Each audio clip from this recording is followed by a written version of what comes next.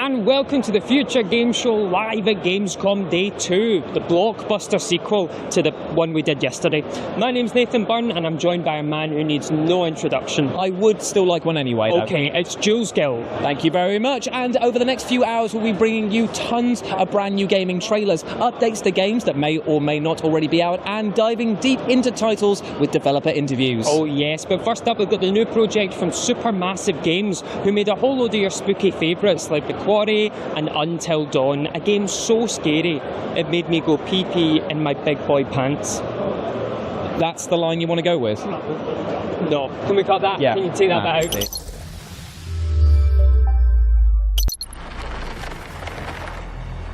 I'm Will Doyle, I'm the creative director of Directive 8020. It is a sci-fi narrative horror, it's a branching horror game. If I was to summarise it in just a few words, it's kind of like John Carpenter's The Thing set in deep space. For the first time, we're giving players much more agency, so we're putting on-the-sticks gameplay, which brings us a lot closer to kind of survival horror in certain aspects of the game.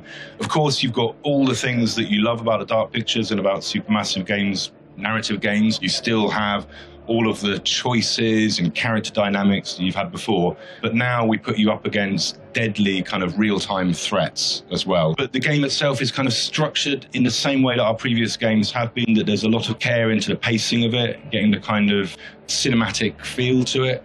So it's not all the time running and hiding. These moments are quite clearly kind of signposted when they're coming. We've kind of completely rebuilt the way the game is controlled from the ground up. Your character can now move around on the left stick, strafing, crouching, running with full right stick camera control, much more like, other kind of best-in-class action-adventure games. And you'll be confronted with real-time threats, so monsters that can prowl around, they can hear you, they can see you, chase after you, ultimately kill you.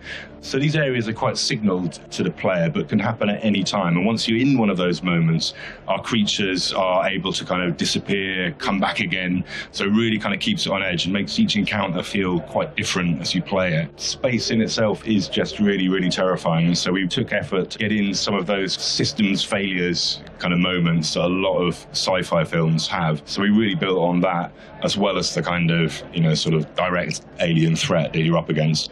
We had a lot of fun designing our spaceship to create a kind of really intimidating, claustrophobic environment. And the creature itself, obviously we're taking inspiration from John Carpenter's The Thing, but it is its own unique entity. It's a creature that can kind of change its form, it can infiltrate your crew and behave as you, but then when it's exposed, it can turn into a really nasty form, which is just trying to kill you. We were really, really lucky to have Lashana Lynch on board playing the character of Young, and there is a kind of sort of dynamic that plays out between her and one of the other characters, the ship's captain, who's called Stafford, and there's a lot of kind of like nice moments between those that really, really develop the character between them.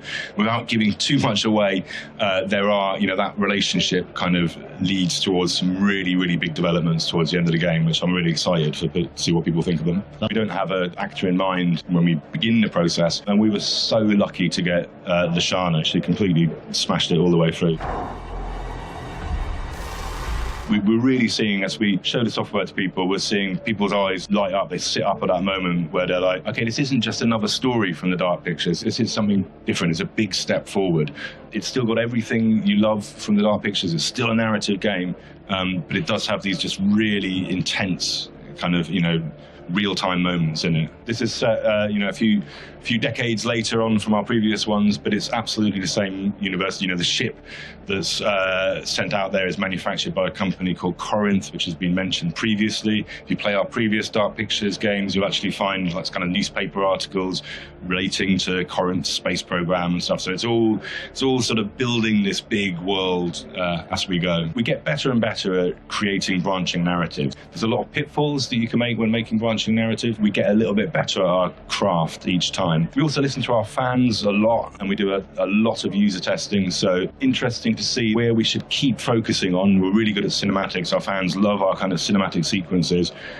We keep that, but where we start to move towards more kind of active gameplay is really, really interesting. That has been pushed by quite a lot of fan input there. Directive 8020 is coming to PC and consoles next year, so go out and wishlist it now.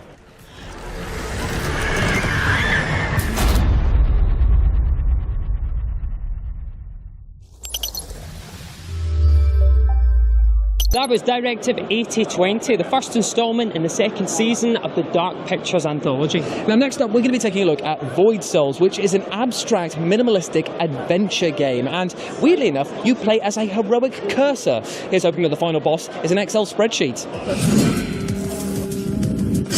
The demo for Void Souls has been a huge boon for us, and when Iron Pineapple picked it up and gave us his opinion on it and told us that basically he thought we were working on something special, we immediately doubled down on this project. I'm Kartik. I'm the lead creative on Void Souls. Void Souls is a top-down, minimalist 2D Souls-like game where you play as a triangle exploring a dark fantasy world. Unsurprisingly, Void Souls is very much inspired by all of the FromSoft games, but we're also really inspired by some of the more modern indie interpretations of the genre as well, like Tunic, like Another Crab's Treasure. All of these games have taken inspiration from the genre that FromSoft created, but have pushed it forward in a lot of interesting ways, and we're taking notes from them, and we're also trying to push it in our own direction. When a lot of players look at Void Souls, they have this inevitable knee-jerk reaction to be like, oh, that looks simple. It looks like it's going to be pretty easy to play. It's not going to really challenge me. It's not going to be very deep. But that couldn't be further from the truth. I mean, the game has quite a bit of combat depth. One of the key focuses of the gameplay and one of the key elements of depth of the gameplay is in build crafting. There's big, heavy, strength-based weapons, there's quick daggers that scale on dexterity, and then along with that you have secondaries like throwing daggers or great bows, and that's just like the skimming the surface. That's just what you start with. As you explore the game world and you get deeper into it, you find so much more wildly different pieces of equipment that dramatically change your playstyle to the point where you'll feel like you're almost playing an entirely different game depending on the build that you choose. There's a lot of stuff that's going to feel very familiar to Souls-like fans, and even more so, very specific ideas and mechanics we've taken homage in the form of one of your equipment slots is called an artifact that lets you modify your playstyle in some interesting ways. We actually have an artifact in the game that, when equipped, kind of turns the combat flow into the Bloodborne combat flow with the rally system, which is one of my favorite artifacts because I love Bloodborne, or you can choose a different artifact that makes it feel more like a different Souls-like game. So it's all just kind of like paying tribute and homage to all these different games and their ideas. There's definitely a lot of debate over difficulty in specifically Souls-likes. Our design stance on it basically is that we have a designed difficulty, and that is settings are set to default. If you don't touch any of the settings, what you experience is what we have playtested and what we feel like is a good difficulty.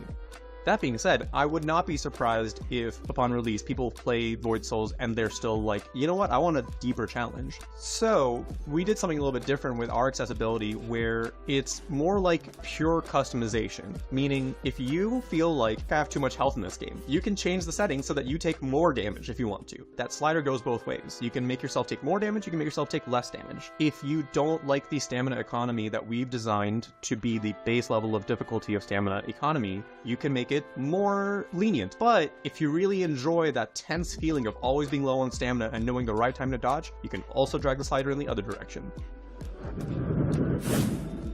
You can fully respec and change your entire build at a moment's notice, more or less. I, as an RPG and Souls-like fan, really love min-maxing and build crafting, and I always found myself as a player frustrated whenever it felt like the only way to do this in some games required having 5 different saves going at the same time. By letting the system be a little bit looser and a little bit more approachable, it'll give players the opportunity to experiment a bit more and experience more of the game, and if we're lucky, it'll be a great introduction to the rest of the wonderful Souls-like genre. In Void Souls, every boss has a distinct musical track associated with it. I'm really excited about the soundtrack in this, in that I think we're exploring a musical genre that hasn't been approached yet in the Souls-like genre. It's a little bit breakcore, a little bit chaotic piano mess, and I'm already just having so much fun listening to the soundtrack when I'm not playing the game, and I really hope that players will do the same when the soundtrack releases on Spotify. One of the features that I'm most excited about for Void Souls is our challenges system, where a lot of games will do New Game Plus in that you keep your gear and enemies just get tankier and enemies just hit harder. We went a slightly different route. Our iteration of that means that when you restart the game, you unlock this new mode called the Nox Trials, where every time you play the Nox Trials and beat the game in a Nox Trial, it adds a new modifier to the game itself. And that's quite often not just enemies have more health, enemies deal more damage. It's more often than not something that actually changes the way that you play. For instance, speaking of stamina economy, one of my favorite modifiers that will get added on at one of the levels of Nox Trials is that if you abuse your stamina, if you continue to mash your stamina while it's empty, your maximum stamina will decrease until you die or rest. So it just further makes it more challenging if you're not watching your stamina carefully. There's a bunch of other modifiers that we have in there that will make replaying the game feel fresh and interesting and make you reconsider the kind of builds that really work. A really skilled Souls-like player will probably beat this game in 3 to 4 sittings, but if you're really experienced, then I'd really be curious to see how many Nox Trials you can get through and how long that takes you. So Void Souls has a free demo on Steam right now. I really hope people will check it out and give it a shot. It's got a decent amount of playtime in it for a demo, and we'd really love to hear what you think. And if you want to give us some feedback, please join the Discord. There's a link inside the game, and I'm pretty sure there's also a link on the Steam page. So please play it, talk to us, let us know what you think. We're eager to have the game in the players' hands. That was Void Souls, coming very soon to a mouse near you. But now, I love VR. The sooner the world ends and we can retreat into our headsets, the better. That's what I say. So I was very excited to be asked to come and test the Roto VR Explorer Chair, a brand new state-of-the-art device that lets me do my 2 favourite things: play VR and sit on my arse. I'm Elliot Myers, I'm the CEO of Roto VR. Roto solves the problems of being able to sit down, consume and engage with 360-degree content. If you play VR, this is the best way to experience it while seated. So it works with MetaQuest, and we've got a head tracker that clips onto your headset, and wherever you look, the chair automatically turns, and we have Rumble as well that adds haptic feedback. So the problem we solve is, how do you sit down and explore 360 degrees without getting motion sickness and it feeling natural, comfortable and immersive? So without Roto, you use the joysticks to move around, and that causes a problem because either with smooth locomotion you get motion sick because the inner ear and the eyes need to physically experience what you see, otherwise your brain assumes you've ingested some poison. So what developers do is they snap you 30 degrees every time to avoid that motion sickness. And so we teleport around these days. It's become industry standard, and that's not the natural immersive experience that we want. What Roto does is we do the turning for you. We've got a head tracker that clips onto your headset. Wherever you look, the chair automatically turns, and by physically rotating in the real world, that means you don't need to use the artificial controls of a joystick to move around to solve motion sickness. So with Roto, you can explore naturally, no discomfort, and it doesn't break up the immersion. When I say it took us years to make it into such a small package, it wasn't easy. But yeah, it comes in one box. It's really easy to assemble. There's like 7 basic steps. And once it's assembled, you can actually turn it into a regular swivel chair by you can disengage the motor, pull out one screw, you can take off the safety guards, and it becomes a regular swivel chair that goes up and down and everything else. We haven't told anyone this yet, so this is kind of exclusive. You can add wheels and joysticks, and all sorts of attachments will come in the future. I've got a long history in this industry, and I didn't set out to make a game chair. We set out to solve the problems of consuming and engaging with 360-degree VR content. So you can try it in Selfridges today. It's in London, it's in Rome, it's in Paris, it's in New York Times Square. There'll be lots of places to try it in the US very soon. Well, you can pre-order it today. Street date is October the 1st in Europe and the US, and we have retail partners such as GameStop, Argos, etc. So you can get it in the major retailers, but you can buy off our website now, and you will receive it on October the 1st. So the price is $799 and £799 for the UK. We know it looks like a funny spinning game chair, but it really does improve the experience. It really is immersive. We recommend it. Anyone who's got some doubts, please try it out. Who knows if Nathan's supple butt cheeks will ever leave that chair again. Now, if you were a fan of the video game Unravel, you might be interested to know more about Coldwood Interactive's new title, Hela, where you play as a witch's familiar.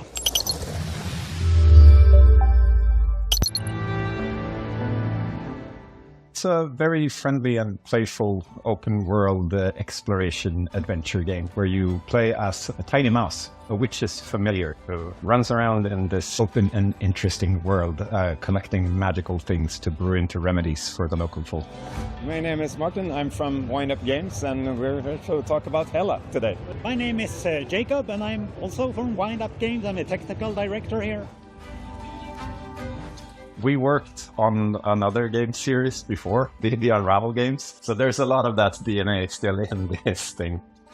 You can play it single player or co-op. Since we want it to be such a playful experience, it's really like you want people to play with, someone to witness all your shenanigans and mayhems. Of course we have a grapple hook, it's a game. It has to have a grapple hook. Yeah, a very special grapple hook.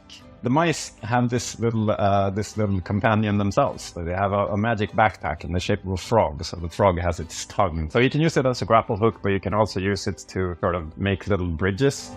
I really like the sandboxy feeling of the game, and we have such robust systems for doing everything. We're working a lot with physics, so we have very stable online physics. Just experimenting and trying out new things is so fun. It's fun when you have something that starts out as a happy accident and then becomes a feature down the line, because like, yeah, that was really fun, let's make it even better. That's kind of like the vibe that we're trying to go for. So we have a lot of stuff in the game with animals, both interacting with animals and befriending animals, etc. It will be a very interesting place to just, as I mentioned before, play around with stuff and see what happens. And it's also like one of those cases where it's really cool to play as a tiny character, because even sort of the small animals become pretty impressive next to you. So if you meet like, you know, a dog is going to feel like a dinosaur to you. Hela is a 4-player co-op game with exploration and adventure in a beautiful Scandinavian environment where you play as little mice, being mischievous and having fun. It's coming for PC and consoles, and you can check out our Steam page and wishlist. A mouse with a grappling hook, what's not to love? Now, if you love Star Wars, Guardians of the Galaxy, or anything 80s inspired, then you're going to want to keep your eyes out for Beyond Galaxyland, a retro-futuristic title that's looking to do something very interesting when it comes to turn-based combat.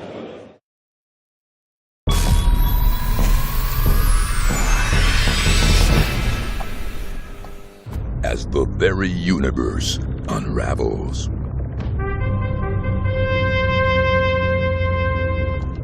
and all life hangs in the balance, you better start believing in heroes. Guys? Stranded a billion light years from home. No idea if Earth still even exists. And a sentient gas cloud devouring the cosmos? You're not gonna save this universe alone.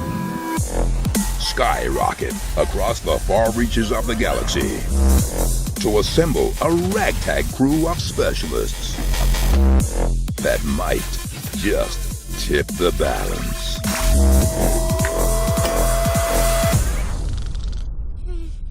Though with every planet teeming with galactic nemesis and a secret power manipulating reality from behind the curtain, defending time and space might be easier said than done.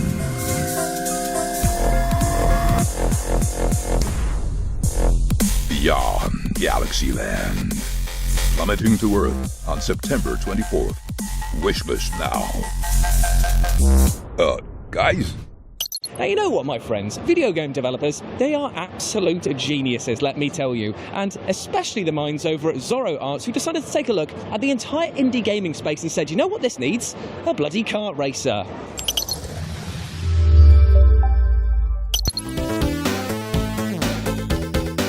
my name is Matteo. I'm a 21 years old solo developer from Germany. I run the studio Zoro Arts and I make video games for 4 years now. And about 1 month ago, I started to make a new game called Ultimate Indie Racing. And it's planned to be one of the biggest indie crossover video games of all time. It's an arcade racer with online and local multiplayer. And you can play between like 30 to 40 different indie game characters to choose from. Like Career from Another Crab's Treasure. I plan to have a really cool lineup of video game characters. I started after playing Mario Kart with my brother, and he asked me to make a video game, a racing game in 1 day as a challenge. After 3 hours of development, I posted some early prototype on Twitter, and the people there really liked the idea and asked me to make a full game out of it. 5 hours later, I made a new post on X, and this one did really well. Then people started to ask me to build in their characters into the game, and I really loved the idea, and then it clicked in my head and I wanted to make an indie game racing game. So I wanted to have like multiple indie game characters, like Bo for example,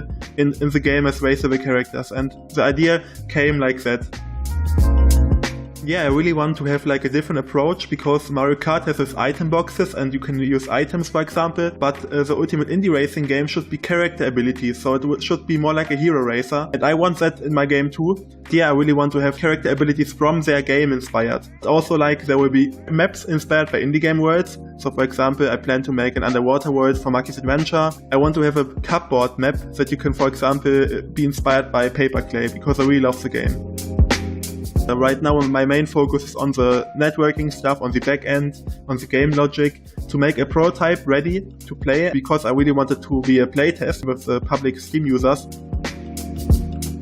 Of course, the maps will be Easter eggs, because the maps will be designed around indie games, and I plan to have many Easter eggs on the maps for people to race beside an Easter egg and see, oh, I really like the idea, or I really recognize this character, for example.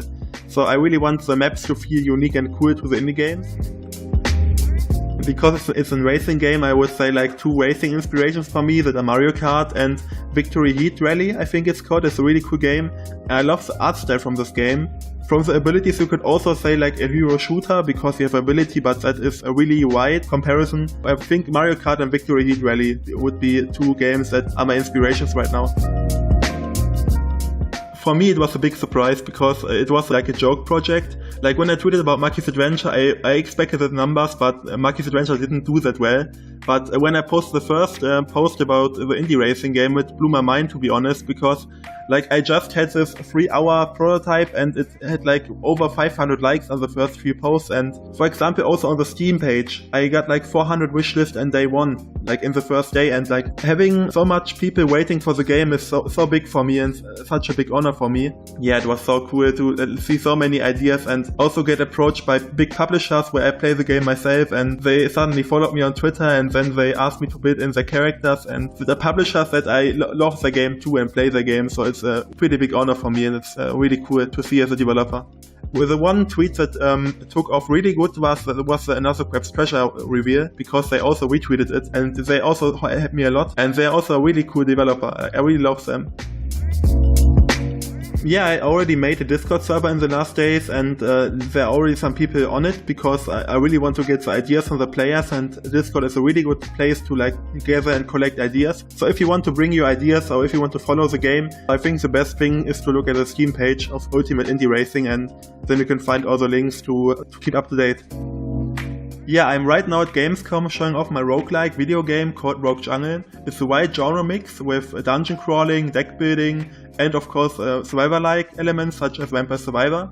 If you want to play a game like that, if you like Hades, dungeon crawling, and for example deck building like Slay the Spire, you can find me in floor 10.2 in the indie area.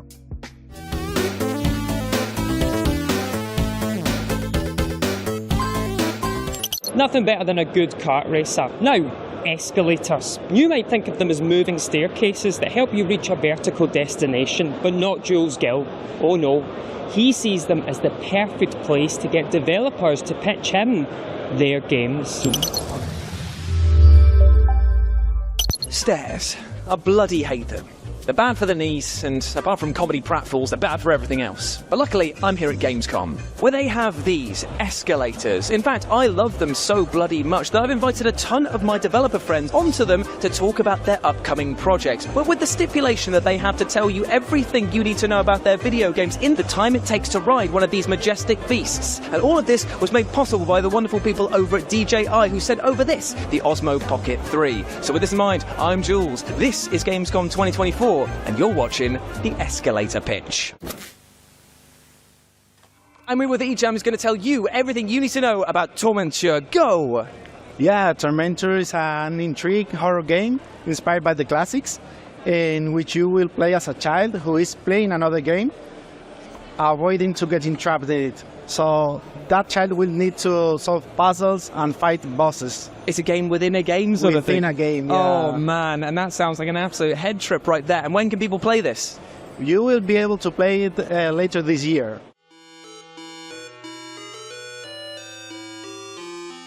Hey guys, ready for game night? See you in 5. Hey! Let's play! I'm here with Mauricio, who's going to tell us everything we need to know about All On Board. Go! So All On Board is a VR platform that enables you to play board games in VR. Amazing. I'm a huge board game fan, so this sounds amazing. So what consoles is this going to be available for? It's going to be available for MetaQuest and Steam VR in Q1 2025. Oh, fantastic. So all your favorite board games in one place? Yeah, and you discover new ones too. Amazing. That's been Escalator Pitch.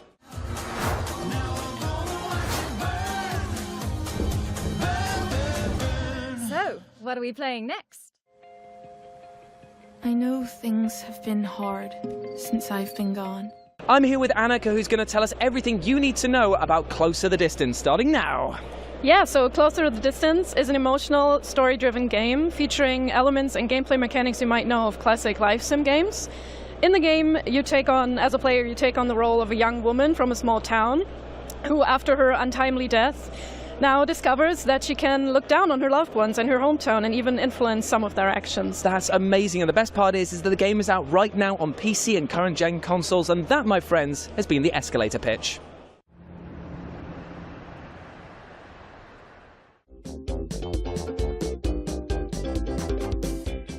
I'm here with Patrick, who's going to tell us everything you need to know about Ruffy in the Riverside. Go! Yeah, Ruffy in the Riverside coming for Steam and consoles in February next year. And it's an amazing art style, all hand-drawn. We were drawing for 7 years now. 7 years? Yeah, really. A lot of drawings, and you go through the world and you can change everything. Just copy and paste it. Grab it, throw it, there you go. He's not joking around, by the way. You can actually grab the environment and paste it anywhere you want. It's crazy. It's Ruffy in the Riverside, and that's been Escalator Pitch. Ruffy and the Riverside. Swapping to PC and Nintendo Switch this winter. Death, Lady of Men. I'm here with Sean, who's going to tell you everything you need to know about Deathbound, starting now. With no throat. It's a Souls-like, but it's not Elden Ring. No. Not Dark Souls. No. Party-based Souls-like. Yes. Not party-based like Fall Guys, but like a CRPG. 7 characters, 4 of them inside of one body, switching between whenever you want, including when you're in combat. You can go from hitting with a hammer to making a big magic spell. It's cool. Absolutely amazing. The best part is it's out right now, and it's on pretty much every single console. That's been Deathbound, and this has been the Escalator Pitch.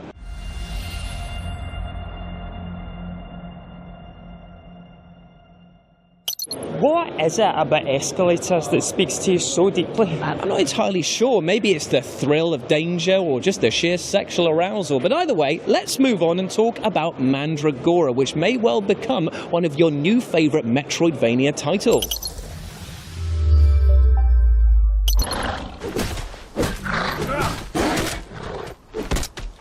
I'm Alex, Community Marketing Manager for Primal Game Studio, the team behind Mandragora. Mandragora is an RPG with lots of Metroidvania and Souls-like elements, and it's all played from a 2.5D side-scroller perspective. I'd say that it's very unique sort of blend of lots of different genres and lots of games that we love. So we have a lot of influence from games like The Witcher 3, lots of Metroidvania games, the Souls series. So we're just trying to put together everything we love about so many other amazing games and just try and turn it into a unique experience. I mean, it started off as just an idea with our 2 creative leads, and then more and more people joined the project as they saw, what it was becoming and how much potential it had. And now today the team is around 50 people, and we're all super, super excited to be able to, bring Mandragora to players and have everyone enjoy it. When I came on board, obviously I saw pictures, I saw videos and stuff like that, but actually having it in your hands and being able to play it is just such a mind-blowing experience. It's like, okay, this is even more than it appears, and it's just so cool. So the said giant wall behind me is Matron Layla, one of the bosses from our game, and it's really cool to see it here at the booth in Gamescom, and we're really excited for people to take photos and, give her some lunch as well and make sure she's well fed. Definitely a game where you really need to get to know your enemy. There's definitely a lot of skill involved, but it's also very rewarding as well when you finally manage to beat the boss and you can say you did it. There are 6 classes in the game, and each has a very sprawling talent tree, and as you level up and you get points, you can then purchase all the skills, and you can also sort of mix and match so that the trees are sort of interconnected. So we have the Vanguard, which is kind of like a very heavy hitter. We have Flame Weaver, where the skills are very sort of fire-based. We also have Wild Warden, which is more sort of nature-based, and Nightshade, which is kind of an assassin class. I mentioned Vindicator, which is sort of priest.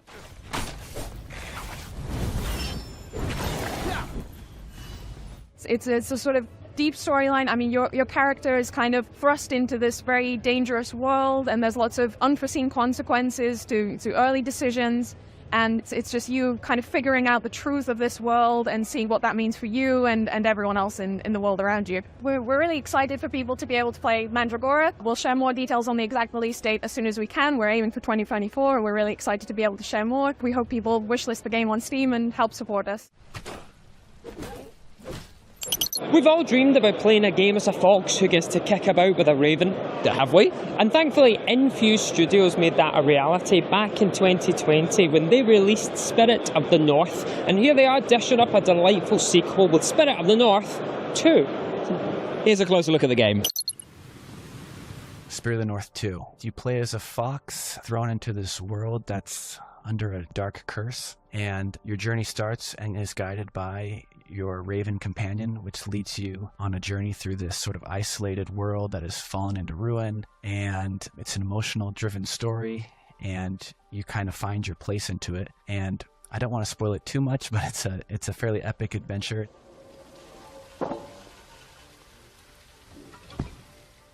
I'm Jacob. I'm one of the co-founders of Infuse Studio, and we're a really small studio, and I do a lot of the 3D art, level design, lighting, just world building, I guess sort of art directing as well. Taylor also does a lot of those things. I'm Taylor Christensen, and like Jacob said, we are both owners of Infuse Studios. My focus is usually more on story and gameplay, whereas his focus is on graphics, environments, and 3D models. I'm Pav Gecko, and acting as an audio director on the project. So I'm a composer on the project, as well as a sound designer, and I implement sounds.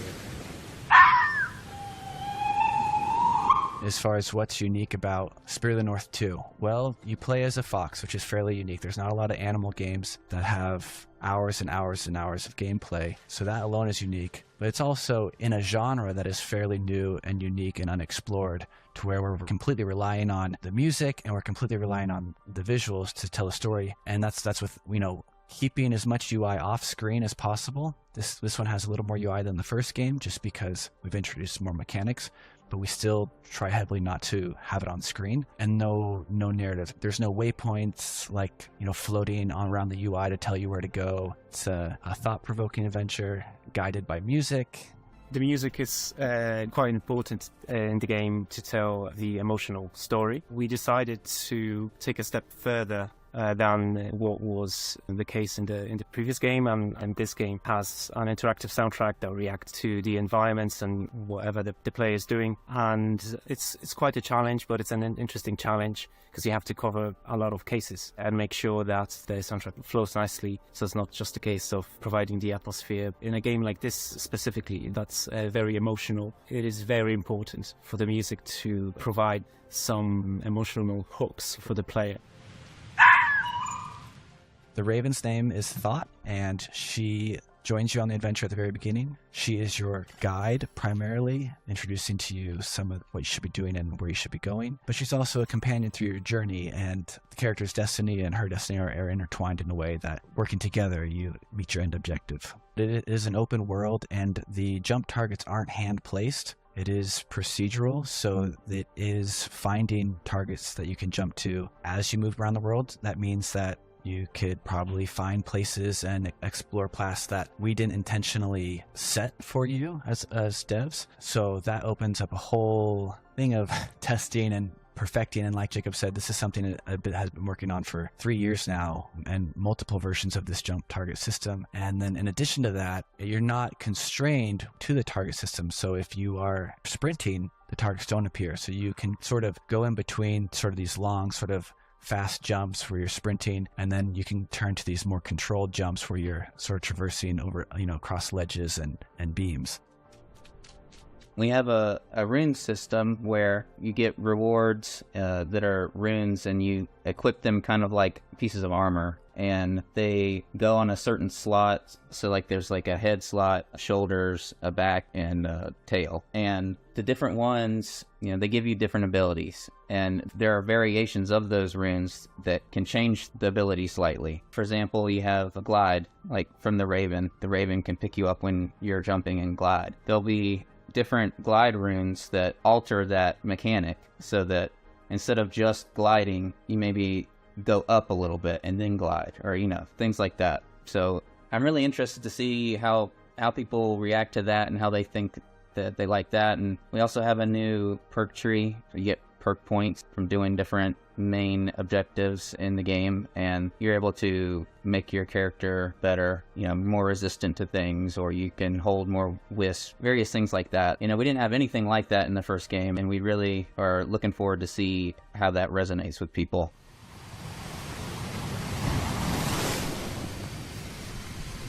Spirit of the North 2 is coming at the end of this year, 2024, to Xbox Series S and X, PlayStation 5, and Steam, and Epic Games Store. But I would like to just say thank you to our fans. We are incredibly grateful that we are able to do what we love to do, which is make games. And it is because of the success of the first game that we've been able to, in large part, have a good relationship with the publisher and have the funds to fund this game. And we hope that this next game is what all the fans have been wanting. We've been listening and we've been implementing, and this second game, it's a gift to those players and a gift to all the new players. We hope they love it.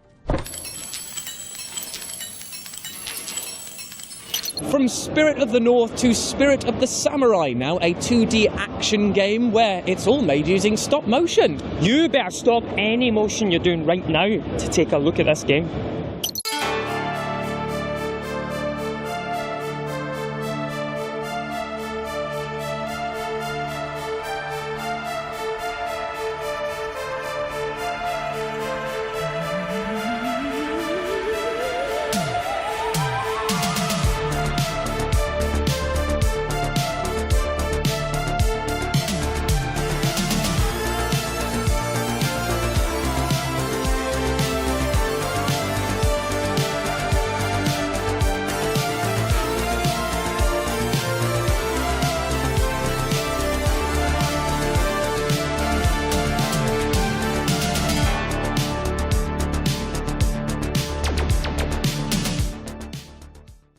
Spirit of the Samurai there, and it will be on consoles, in your hands, and maybe even on your heads later this year. What is this? I thought sport was illegal at Gamescom. Police! Someone, get these guys arrested. Anyway, next up we've got something very special. It's a surprise sequel to indie favourite Wilmot's Warehouse. This is Wilm Works It Out. Take a look.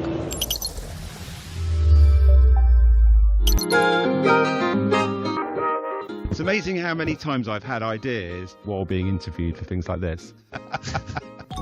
Wilmot Works It Out is a chill puzzle game where you play as a little fella called Wilmot who likes to unwind from his job by putting together puzzles at home. So they get delivered and you unpack these deliveries with a load of bits in them and you fit them together and you're making a bunch of beautiful pictures which you then hang up on your wall. And then over time you get access to more rooms in Wilmot's house and you get to decorate them and hang the pictures up. And it's the next game in the Wilmot's Warehouse franchise. I'm Ricky Haggart. I'm a game designer. I'm the creative director of Hollow Ponds. I'm Richard Hogg. I'm a game designer and I'm a visual artist, and we're here today to talk about Wilm Works It Out.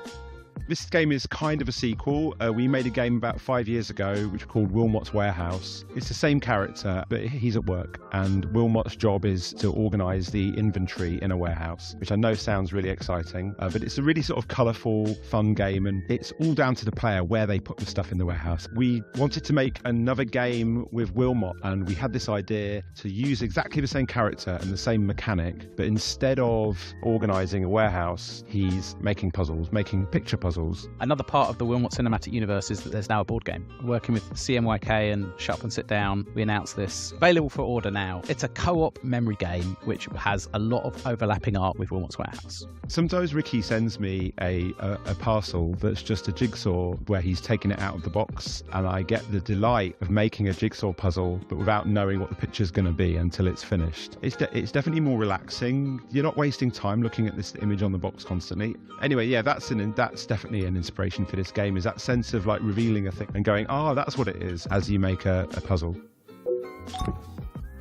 Yeah, there are lots of people who love Wilmot's Warehouse and who sort of talk about how like relaxing and like how like important like way to chill out it was for them when they played it. So we were keen to make another game, but we didn't want to make just a direct sequel. The game was relatively successful, so the opportunity to make another one was kind of there.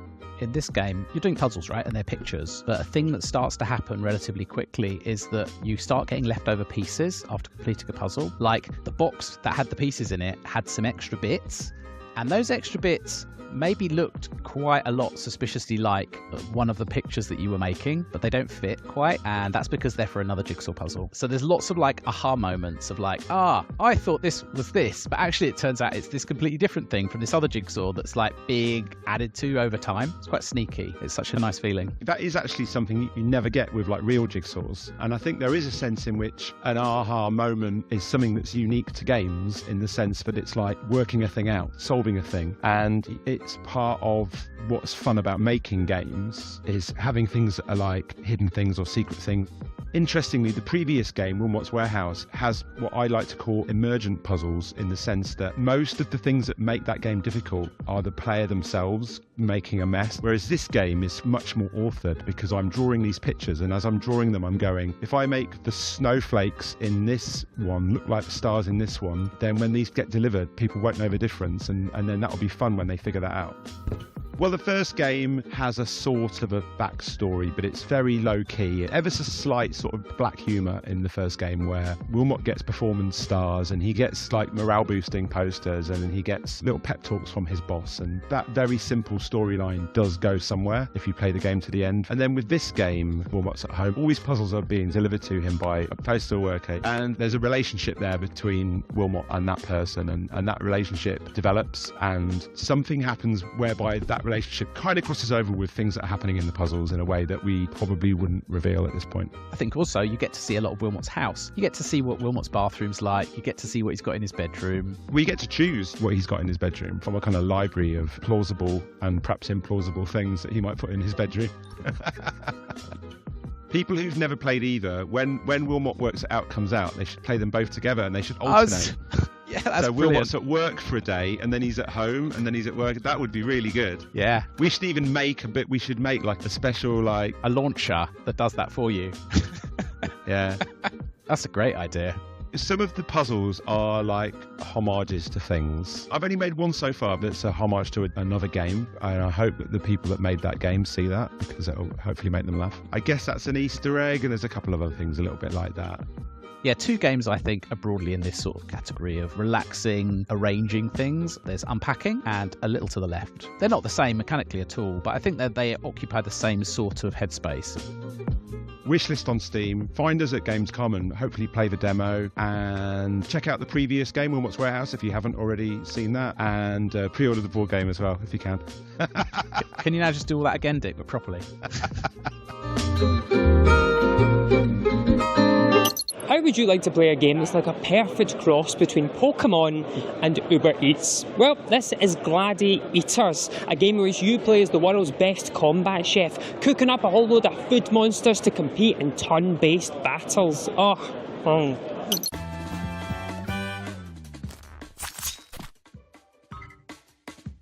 I'm Oliver. I'm the lead developer on Gladiators, the creature cooking game where you cook food and then that food transforms into powerful food creatures for you to fight your opponent's food creatures in turn-based combat. I was chatting with a friend of mine, thinking about how I wish I could go back in time and make the first premium creature battler game. They weren't listening to me at all, and as a separate point, they said that I should make a cooking game.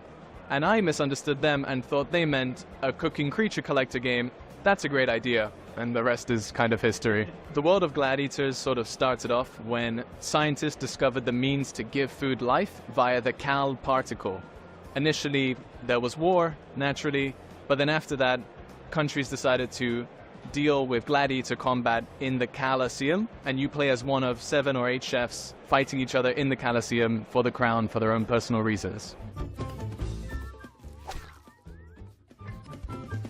The story is very much unique to each chef. They each have relationships with other chefs that develop as the game goes on. They have all these different reasons for being there, and that very much does come across in dialogue. You do unlock the chefs as you go, but it's very open-ended as to which one you decide to play as. You can play as any of the chefs you'll be fighting. There's no chef that's non-playable. Same goes for all the gladiators. You can cook any of the foods that you fight against.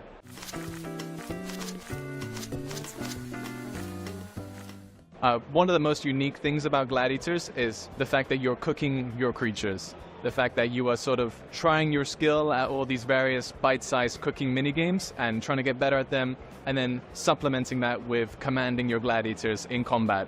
So I think that jump between these two very different genres and sort of needing to be good at least one of them is really unique. As a developer, my favorite aspect of the game is the team battle system that we have, where you are bringing a team of 6 gladiators into combat, and they potentially could be against another 6, and they all fight at the same time. So what that allows is for these creatures to synergize with one another, compensate for their other strengths or weaknesses, shield them, boost them, buff them, debuff the enemy. For me as a developer that has to play the game a lot, that's my favorite part, because that's where you get to explore lots of different turn-based synergies and really craft your own sort of strategies. When it comes to balancing, there's a lot of spinning plates when it comes to making sure that everything works together, in the sense that the effect of the cooking games on your creature's stats has to have an impact, but it can't be, if you're bad at cooking games, you can't lose, right? And then additionally, you're dealing with all the same abilities that your opponent's dealing with. So it needs to be strong when the AI plays it, but also strong when you play it. I think our approach to balance is very much, as long as each ability is seeing play in each gladiator's sort of spectrum, and every gladiator sees some play, that's what we want for the balance. For every ability to have a place, and for there to be no ability that you just never use. With gladiators, we wanted every ability to have some purpose, and every gladiator has a mix of damage, utility, healed, shield. They don't just necessarily fill one role, they're very left of center in their design. Ultimately, there's so many different things that players can do, and while we might think that a certain synergy of, onion and tomatoes is really powerful, when players get it en masse, we need to see what they do and respond in turn. Maybe they discover something that we haven't thought of, or they haven't discovered something that we think counters something else. You really just need to be responsive and patching and balancing as frequently as you can, and just taking it from there. I think that's the only real way. That you can't anticipate everything, so the only real way of balancing is to be fluid with it. We've got a Discord right now where people can join and leave their feedback on the game and the various balanced or unbalanced things they see. I'm really excited for players to find their favorite gladiator or unique synergy between a few gladiators. That's going to be a really special moment, as well as a lot of the story beats that happen that fundamentally change the game, the genre, how it's played.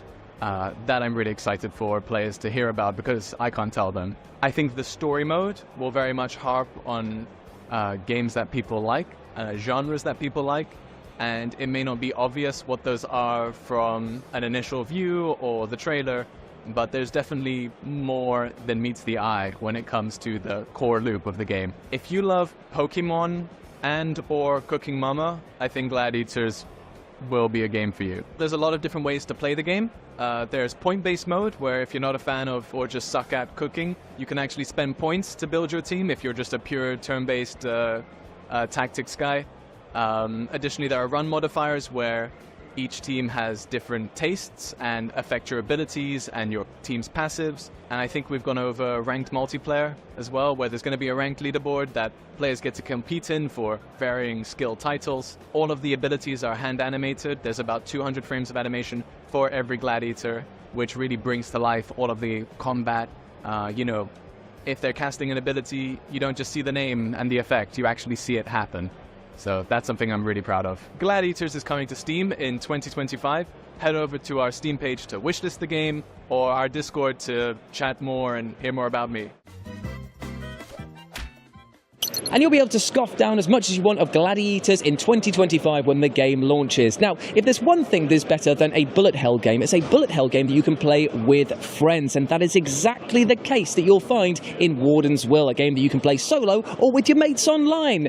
Or, in the case of Nathan, painfully and desperately alone. What?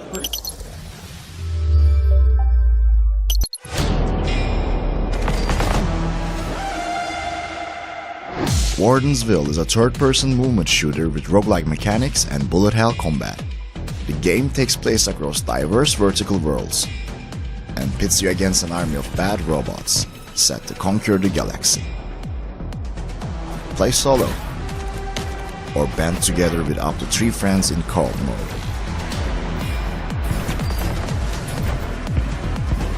Each round is a unique experience, pushing your reflexes and strategy to the limit as you face increasingly difficult enemies and special bosses. Choose a warden. Master your movement skills.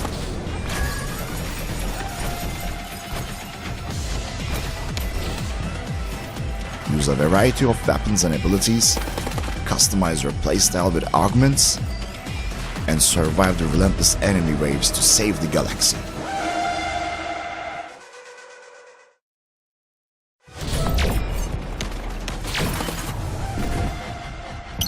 Grasshopper Manufacture took us all by surprise earlier this year when they announced a remaster of Shadows of the Damned, the 2011 cult classic written by Suda51 and produced by Shinji Mikami. It was a collaboration between two of gaming's legends. I was lucky enough to have a sit down and chat with them about this project, and I only asked about Killer 7 once, which I think showed great restraint.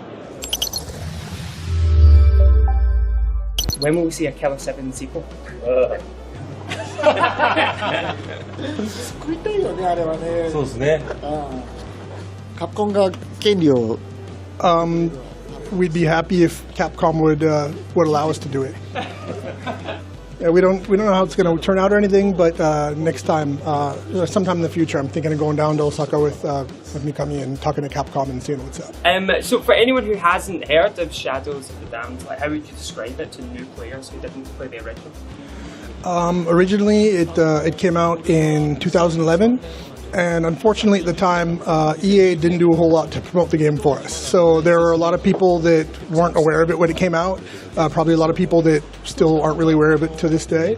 But yeah, we feel we were able to put together a really cool action game and decided that we wanted to bring it back with this remastered for modern day consoles and modern players. Originally it was only out on the PS3 and Xbox 360. But to explain the game really simply, it's basically sort of like a road trip movie through hell. And for folk who have played Shadows of the Damned, why should they come back to it? The main character has some new costumes. It's not just like a change of clothes. It's some really crazy ass stuff, like, it's got holes in them and just a completely different look than it was before. And I think that's something that old players would probably find pretty cool also. Also, there's a New Game Plus mode as well. And these are both things that we wanted to implement the first time around, but weren't able to. So we're finally able to get those into the game, and we're really excited about that. Also, on top of that, it's got there's a few other things I'd like to emphasize as well. For one thing, it's 4K compatible.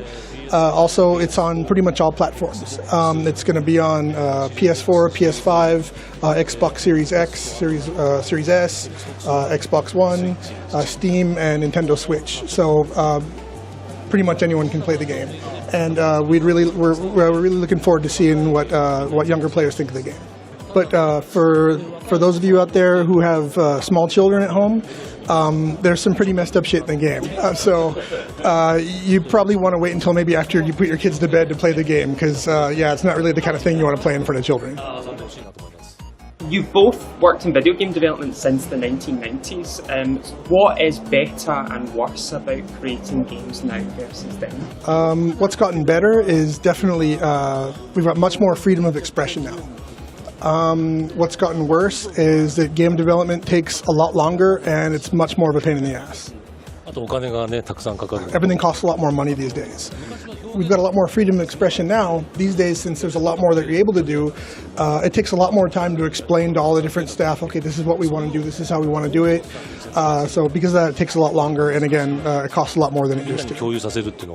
If you could go back in time to give your younger self a piece of advice at the start of your career, what would it be? I'd probably tell myself to focus a bit more on creating the games that you actually want to create them, how you want to create them. It's a bit of a hard question, but I'd tell him that there are going to be a few people along the way who are going to come along and try to rip you off or try to kind of screw you over. So watch out for those people and be a little more careful.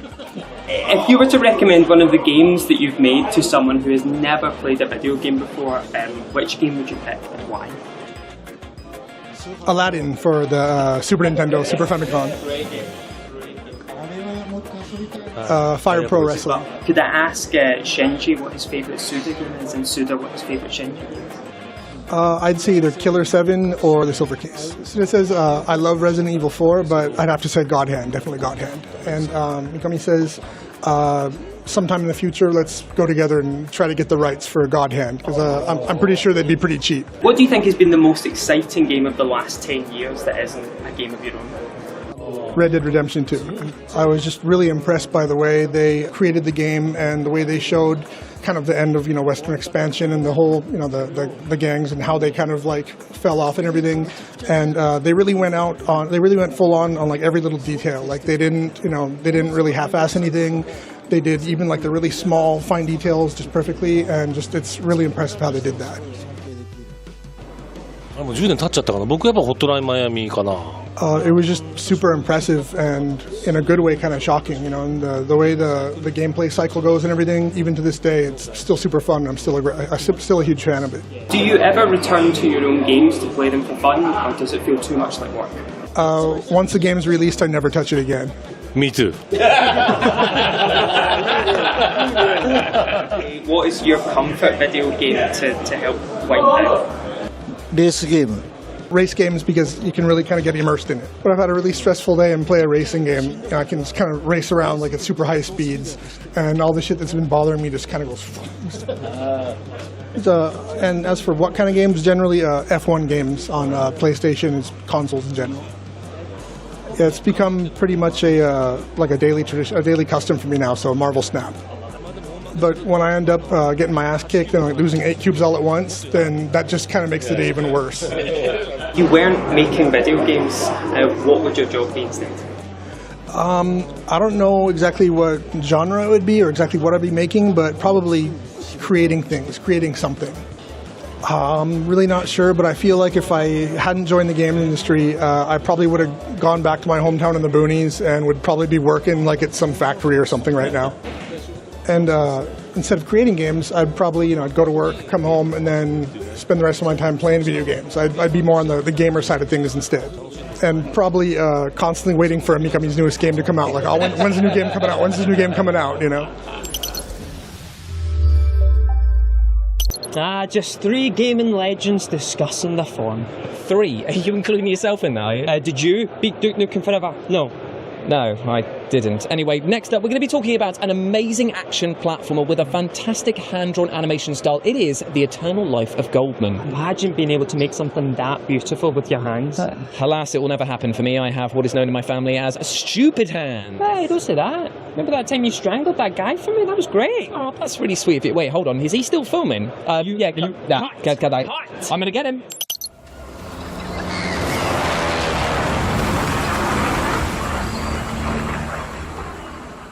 The Eternal Life of Goldman is a breathtaking platform adventure inspired by ancient legends and fairy tales.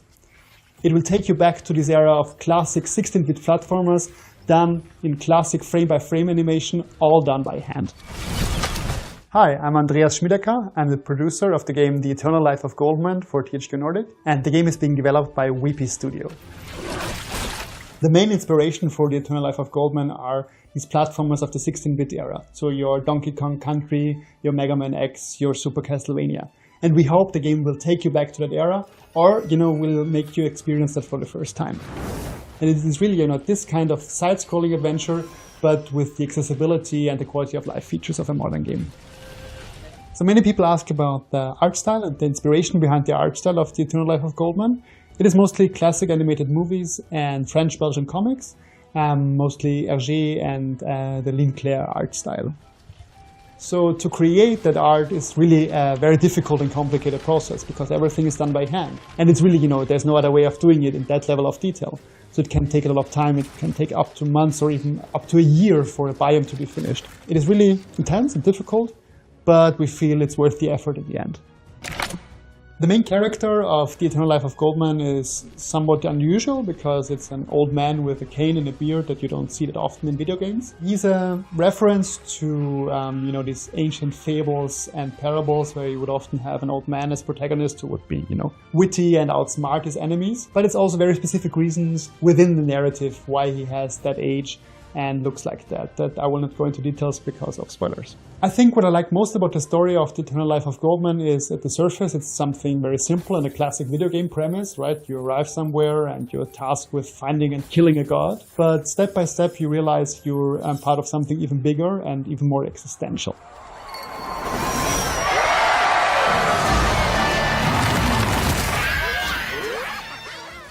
So I would say mechanically the most interesting part of the game is the cane and what you can do with it. Because, you can jump around like on a pogo stick, but you will find new parts for it and it will give you new abilities. And, it's just fun to play around with those and combine them in situations and solve them like a little puzzle. And, it's a way to challenge the player, but also have fun with it. And it's probably my favorite part. So the story of the game is you play as Goldman, this elderly man with a cane who is dropped on this tropical island that recently has suffered a catastrophe. And you're tasked with finding an ancient god and kill it. And I can't go into much detail right now, but you will learn why you're there and actually find out, the more existential layer of the story later on. And we're super excited for players to find that out on their own. So I think we're most excited for players to figure out all the small details about the world and, the story. So there's lots of small little things in the animation, in the backgrounds and foregrounds that you can find and look for that tell a story. And just, for players to figure it out, puzzle it all together, piece it together, that would be super interesting for us to find out. So there's a couple of hints about the story of the game in the audio of the announcement trailer. So if you listen closely, you already can get an idea of what the story is about.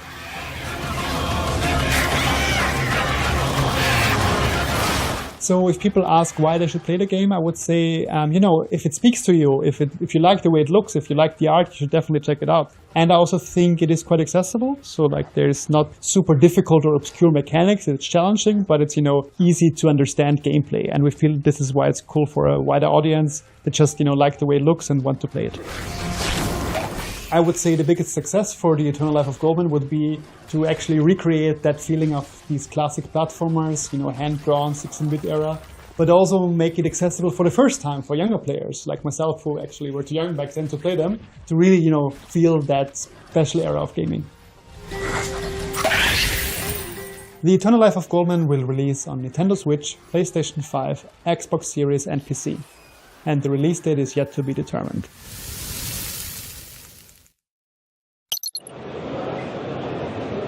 Massive thank you to the developers of The Eternal Life of Goldman. But now, card games are having a renaissance at the moment, and you'll love to see it. The old boys like Solitaire are shaking in their boots thanks to Crown Gambit, a brand new card battler for you to add to your list of favourite card games. And I tell you what, you play your cards right, and we might just have a trailer for you.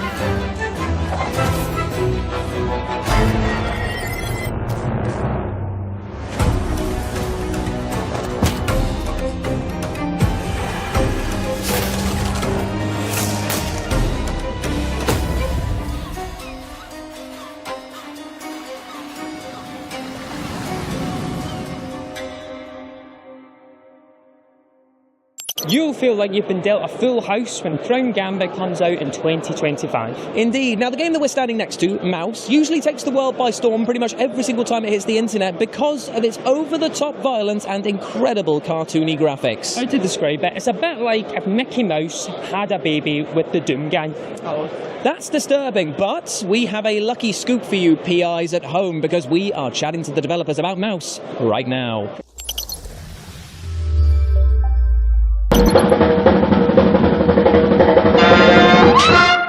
Mouse, it's like Doom and Cuphead had a baby. It's a great hook, and we love it, and we use it as much as we can. I'm Mateusz Michalak, I'm CEO of Fumi Games, and I'm one of the original creators of Mouse.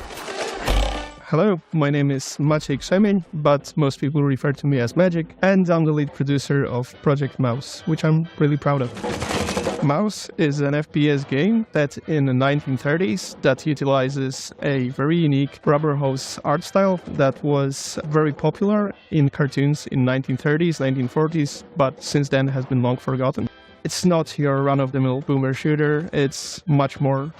The story itself is set in 1930s America, and even though it's cartoonish in its style, it's also pretty gritty, and it touches on some difficult topics, such as economic crisis and rising up from it, some far-right politics that were ever-growing back then, and some other difficult subjects. So while it's cartoonish in its form, we're not shying away from some really difficult stuff. Our protagonist, named Jack, he's a World War I veteran who became a private investigator in civilian life. And as always, in a noir story like this, it started with a seemingly simple case and a mysterious woman. And of course, on top of all the serious stuff that I mentioned, there is always place for some cartoonish, wacky humor. Yeah, we thought that world in the 1930s was quite similar to what we have right now from the political point of view and other things. So we thought it would be great to connect this time with our times. We also always felt that even, with touching on some difficult subjects such as far-right politics, for example, if you want to criticize them, you can do it directly, of course, but it's also a good way to criticize them with humor, similar to what Charlie Chaplin did with his movie The Dictator. He basically laughed at fascism, and that's what we are aiming at as well. We want to criticize it by making fun out of it. I cannot reveal how many, obviously, but yes, you can expect more than one ending. Like I said, it's not your run-of-the-mill boomer shooter. It has some other elements, and one of the elements that will be crucial to the gameplay itself and how the story unfolds will be gathering the clues. There will be some clues that the player can gather, and some will be required to progress, but others, they can be omitted. And only if you gather all the evidence, if you connect all the dots, then you will unfold the entire story. We are inspired by games like Doom, a Metroid Prime trilogy, Bioshock, Warhammer 40k Bolt Gun, and obviously also Cuphead when it comes to the art styles. You can keep an eye out for a ton of references and Easter eggs. We want to make some wink-winks towards people who know that stuff almost 100 years ago, but we're also putting a lot of Easter eggs referring to other games, because obviously, when you take so much inspiration from other video games, you have to pay an homage. David, who is the lead programmer on the project, he posted a small, quick video on TikTok in May 2023, and it blew up. It was 2 million views in few days. And we thought, okay, this is great. We have something here. Then we posted another video and it got even more views. So we quickly prepared a Steam page because we couldn't lose this, this wave of massive people looking at our game. And quickly I prepared a really quick trailer, the first gameplay trailer in May, that it was also viewed, millions of views on social media. And from there we thought, okay, we have something here, something exciting. So we should put as much effort as we can to develop this game.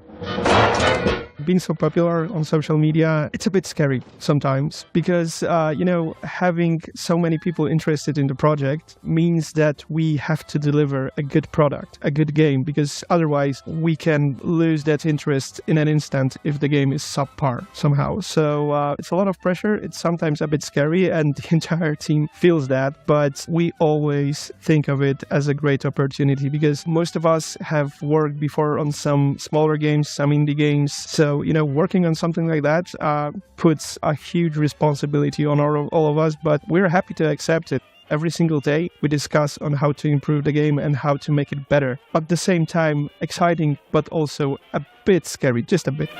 So as for the music, we are using a blend of both originally composed music specifically for the project, but we are also using some licensed tracks from the era, and we're just not throwing those tracks into the game and leaving them as they are. We are working on our own adaptive music system because we want to have, what you hear to correspond with what you see on the screen. So whenever there is a slower paced, more detective part of the game, the music will be toned down to reflect that. But whenever there's, heated action, you will hear some upbeat music, some big band music, and we already are happy with what we have in the game when it comes to that department. Mouse is coming in 2025, so please follow us on social media, wishlist our game. We're doing our best to give you something really unique just next year.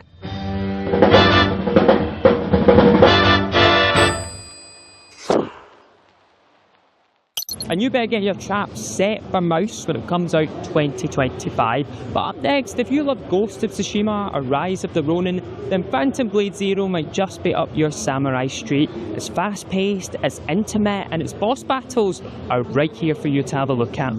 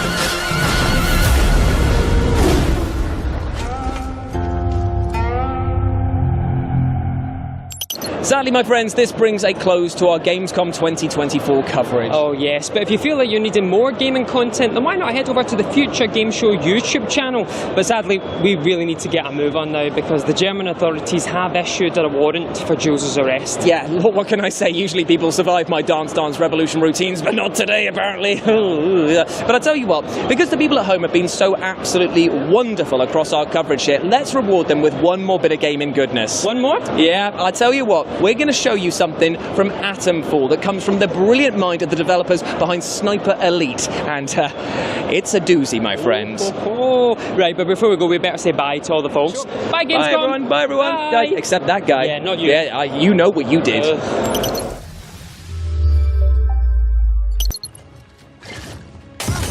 Atomfall is a survival action game set in 1950s Yorkshire, where the player wakes up inside a quarantine zone surrounding the Wardensville plant, and they have to uncover why they're there and what has caused this quarantine and how to survive the mysteries that they find there. I'm Ben Fisher, I'm Associate Head of Design for Rebellion, and I'm working on Atomfall.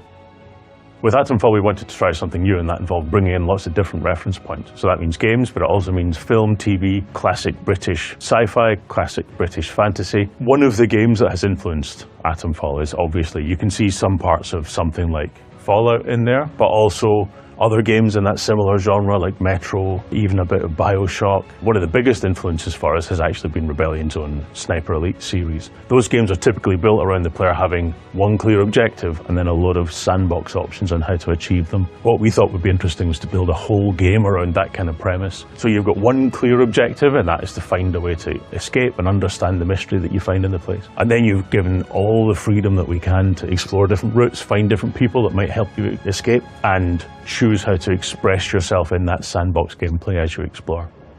When you start the game, you wake up in a bunker inside this nuclear quarantine zone. You don't know who you are, you don't know how you connect to this larger story. The major motivator for the player through the story is finding out how they relate to this disaster, what this disaster is, how they can escape. We don't tell you what your backstory is, but we plant clues through the game about what it might be. When you exit the start bunker, there's a mysterious red phone box ringing in the middle of the dales. You go and answer the phone and you hear a mysterious voice say, "Oberon must die." So you don't know who this voice is, you don't know who Oberon is, you don't know who you are. These are all threads that start your journey through the game. One of the cool mechanics in the game that really emerged by itself over the course of development was not having a main quest that you might typically have in another game, because that feels like you're being driven by other people's desires. Instead, we wanted to give you the feeling of being an investigator, uncovering a mystery, uncovering your relationship to it and how it relates to the characters that you find across the game world, piecing together those clues into one giant jigsaw, essentially. What we've gone for in this game is a dense, concentrated sandbox experience. You can explore through several sandbox maps that are interconnected. You can travel back and forth whenever you want to. There are characters that say that they will help you escape the game world, but it's up to you whether you trust them or not. We never pass judgment, and we never tell you which is the main quest or the main thread. This is all a kind of investigation for you to uncover your story and how you relate to it over the course of the game. One of the layers of the player's investigation is that they can find friendly characters to talk to and try and uncover new leads to help them understand what's happening. But part of that motive to make the game one interconnected experience and about telling one specific story, we've set up the conversation such that you can kind of fail the conversation. If you lead the conversation in a direction that the other person doesn't enjoy, they'll shut down, they'll stop talking to you. If you talk about things that they're interested in or you offer to help them, they might open up more and you uncover more leads. We really tried as hard as possible to not cast judgment on the way that the player can investigate through the game. So theoretically, you could kill any character in the game and you'll be shutting down options of ways to escape or leads to uncover, but it's still possible to find a way to finish the game. There are characters you can barter with as well. This is a post-apocalyptic environment, so money has no meaning, but people are willing to barter and trade for information or trade for goods. And even when you come across a hostile enemy in the wilderness, that doesn't mean that a fight immediately kicks off. They've got a threat system where they will tell you to back off, and if you back off and leave them to try and survive, then maybe a fight won't happen in the first place. So every time you encounter someone hostile, you have the choice of, do I want to get into this fight? Do I think I could really survive it? Do I want to sneak around and ambush them from another angle? The combat of the game is very intense, high stakes, and it means that each combat encounter is effectively like a little dynamic puzzle, an emergent puzzle based on where you find enemies, what equipment they've got, what equipment you've got, and what strategy you try and deploy. Really, we want to make sure that the player has lots of room for personal expression and a sense of driving their investigations forward. And if they get into trouble, they should feel like they got themselves into trouble and that they could try and find a different route through the game. We wanted the combat in this game to feel very kind of brutal, high stakes, kill or be killed survival. So the combat system blends melee combat options with ranged combat, so you can find melee weapons and throw them, you can kick enemies, you can smack them with a heavy strike or jab at them with lighter strikes, and we want you to mix up these options. Ammo is very spare as well in the game, there's not much of it around, so you've got to choose every shot carefully. You'll die in a couple of hits, but so will the enemies, so it's all very high intensity, high stakes. So that kind of high-intensity survival is the philosophy we had in mind when building the game. But we want to make sure as many players as possible can enjoy the play experience. So we've approached difficulty in a slightly different way, and we approach it instead as different play styles. So the game has a survival element, it has a combat element, and it has an investigation element. And we give the player the options at the start of the game to fine-tune any of those channels of gameplay to have the play experience that they prefer. We've added lots of accessibility options as well to make sure the game is playable by as many people as possible. Best keep alert. The combat in Atomfall is brutal, and you will probably die a lot. But we give the player lots of tools to help them survive, to give them the sense of scavenging and trying to survive in a post-apocalyptic environment. There's a crafting system to allow them to craft healing materials or weaponry like Molotov cocktails. When the game starts, the combat's not as intense as later on in the game. So we give you the materials to craft consumables and throwable weapons to help yourself survive, and you will unlock skills over the course of time that allow you to craft faster, allow you to heal faster, let you stun enemies for longer when you kick them, allow your thrown axe to stick in an enemy when you've thrown your melee weapon at them. So the threat increases, but your skills increase at the same kind of rate over time. So Atomfall's a dense, interconnected sandbox of a game, and we've seen some typical run-throughs of the game being 20 to 30 hours, that kind of ballpark. But it's worth bearing in mind that the main threads of the game, the main escape routes, take you through drastically different play styles, and that the game is sort of deeply built for replay. So the public will be getting their first hands-on experience with Atomfall at Gamescom. Given that the game is a sandbox, we've set a 20-minute timer and we just let people run amok and see how they play. What I've seen so far is that people can play in drastically different ways and get a very, very different play experience. So it's going to be great fun to watch how people tackle the game and how far they get before they die. So it feels to the team that Atomfall has really found a kind of unique blend of lots of reference points and influences. So if you like immersive sim games like Fallout or BioShock or Sniper Elite, it feels like we've got a nice unique blend of the kind of mechanics of those sorts of games. And then in our case, it comes with that unique classic British sci-fi storytelling wrapper.